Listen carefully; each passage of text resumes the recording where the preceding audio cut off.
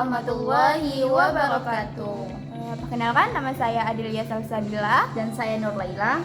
Nah, di video kali ini kita akan membahas mengenai stabilitas makroekonomi di berbagai negara.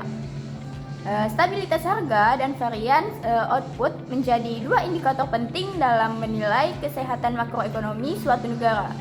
Dalam konteks periode 2024 sampai 2025, setiap negara menghadapi tekanan yang berbeda-beda, baik dari sisi eksternal seperti gejolak harga komoditas dan ketidakpastian global, maupun dari sisi internal seperti struktur ekonomi, kualitas kebijakan moneter, serta ketepatan koordinasi antara otoritas fiskal dan moneter.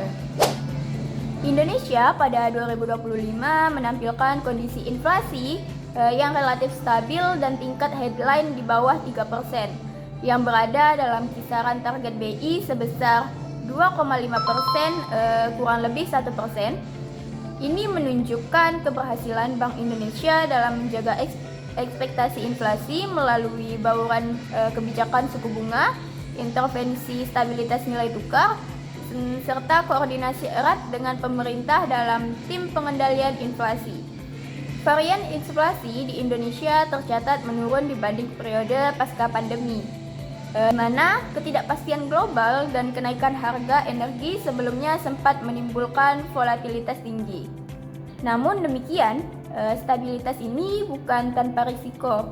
Komponen pangan bergejolak masih menjadi sumber ketidakpastian, mengingat adanya ketergantungan pada impor komoditas tertentu dan kerentanan pasokan domestik terhadap faktor cuaca dan distribusi.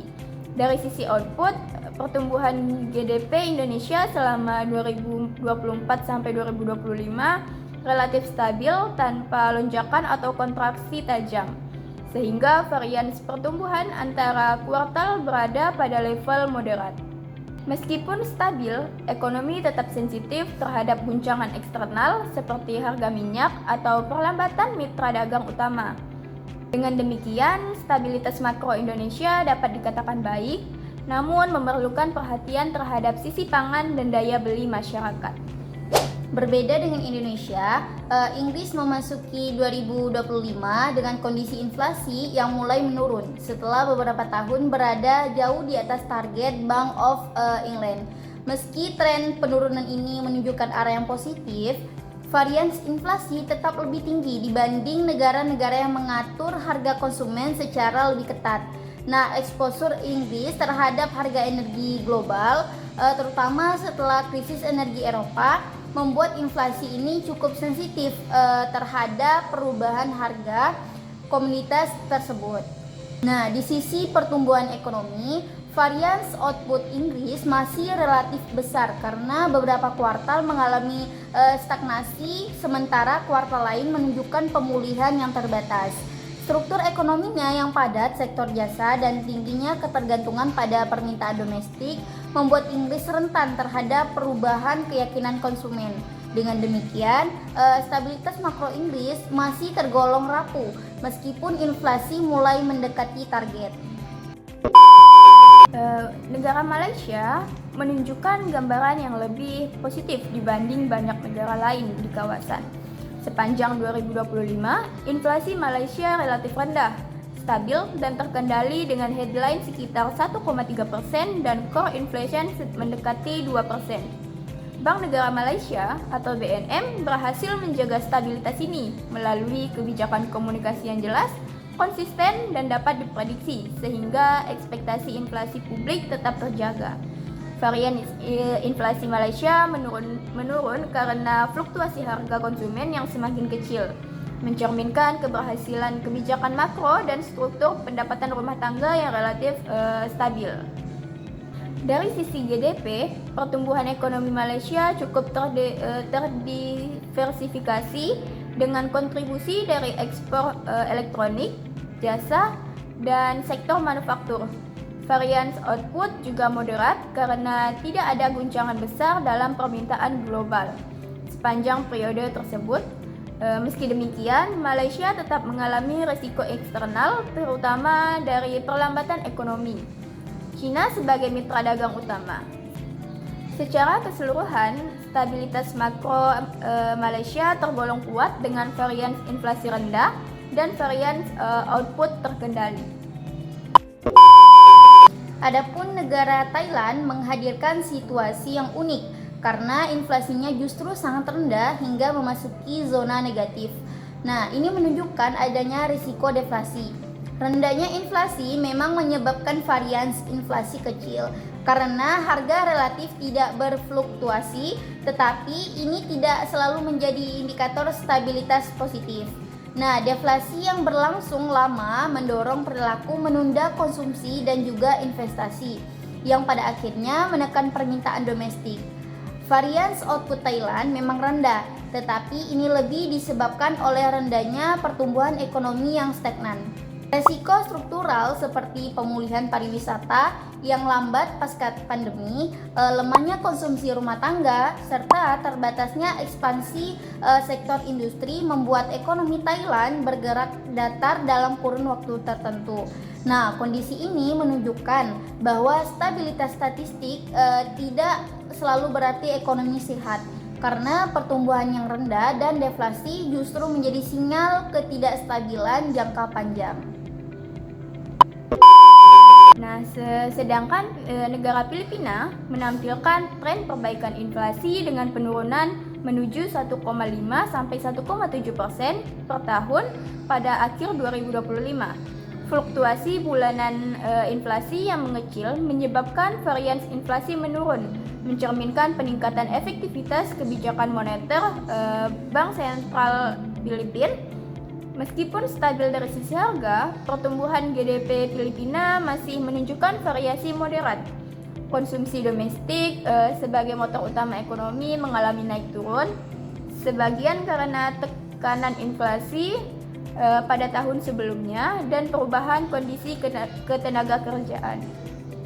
Investasi juga belum sepenuhnya pulih sehingga beberapa kuartal menunjukkan pertumbuhan kuat, sementara kuartal lain melemah. Varians output Filipina tetap moderat dan membutuhkan penguatan struktural seperti peningkatan FDI dan percepatan proyek infrastruktur untuk mengurangi fluktuasi tersebut. Dengan demikian, stabilitas harga telah membaik, namun stabilitas pertumbuhan masih memerlukan penanganan.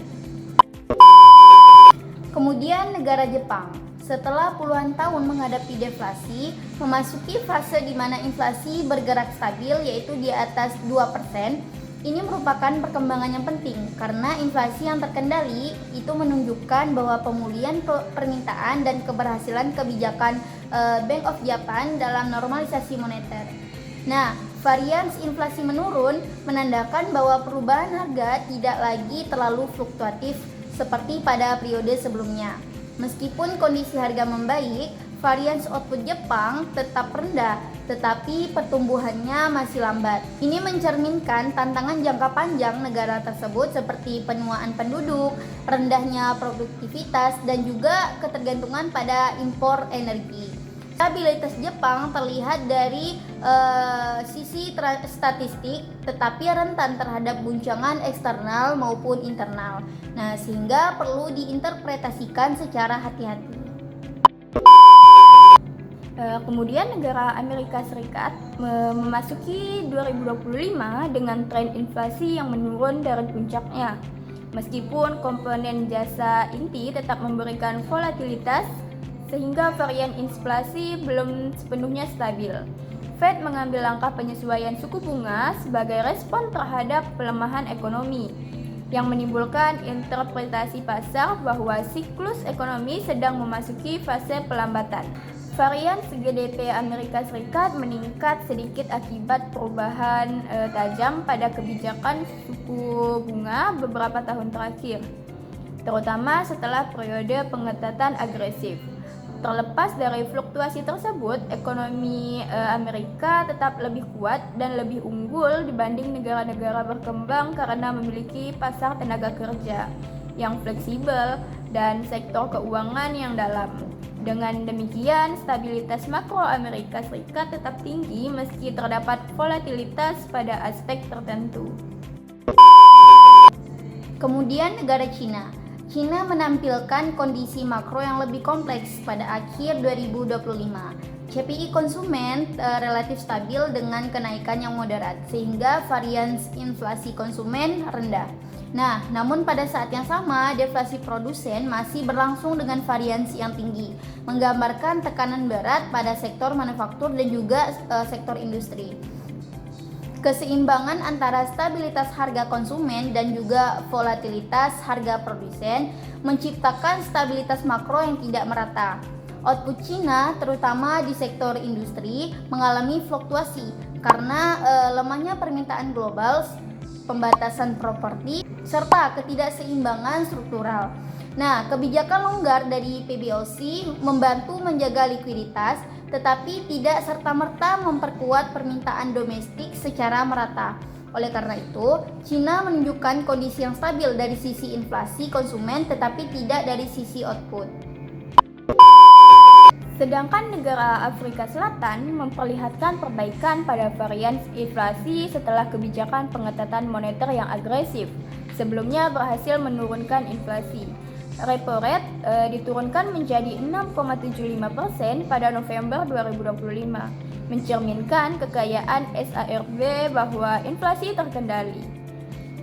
Namun demikian, varians output di Afrika Selatan tetap tinggi karena berbagai masalah struktural seperti krisis energi berkepanjangan, tingkat utang publik yang tinggi, dan ketidakpastian politik. Guncangan dari blackout listrik yang sering terjadi memberikan efek langsung terhadap produksi industri dan aktivitas ekonomi, menyebabkan pertumbuhan tidak stabil. Stabilitas inflasi yang membaik tidak mampu diikuti oleh stabilitas output karena hambatan struktural yang sudah lama belum teratasi. Nah, terakhir negara Kanada. Kanada menunjukkan stabilitas makro yang kuat dengan inflasi mendekati target Bank of Canada, yaitu sekitar 2,2% pada Oktober 2025. Varians inflasi rendah karena kebijakan moneter Kanada yang konsisten dan berbasis data. Pertumbuhan GDP Kanada bervariasi, tetapi masih dalam rentang moderat, terutama dipengaruhi oleh hubungan ekonomi yang erat dengan Amerika Serikat. Kuartal 3 pada tahun 2025 mencatat pertumbuhan 2,6% secara tahunan, menunjukkan kinerja yang cukup kuat meskipun ekonomi Kanada tetap peka terhadap perubahan besar di Amerika Serikat dan fluktuasi harga komoditas. Secara keseluruhan, stabilitas makro Kanada tergolong baik dengan varians inflasi rendah dan varians output moderat yang dapat dikelola. Nah, sekian penjelasan kami mengenai stabilitas makroekonomi di beberapa negara. Kurang dan lebihnya mohon maaf. Wassalamualaikum warahmatullahi wabarakatuh. Sampai jumpa di video berikutnya.